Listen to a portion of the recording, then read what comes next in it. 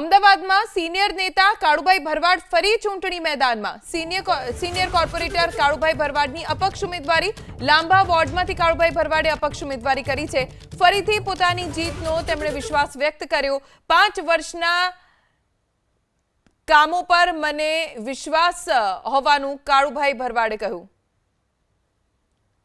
અમદાવાદ મહાનગરપાલિકાના senior corporator Kalubhai ભરવાડ અપક્ષ form ભરવા આવી રહ્યા છે। તેઓ લાંબા વોર્ડમાંથી અપક્ષ ફોર્મ ભરશે। આપણી સાથે કાળુભાઈ છે। કાળુભાઈ, આ વખતે ફરીથી તમે કયા વોર્ડમાંથી લડવાના છો અને ચૂંટણીને લઈને શું તૈયારી? હું આ વખતે લાંબા વોર્ડ 46 નંબરમાંથી લડવાનો છું।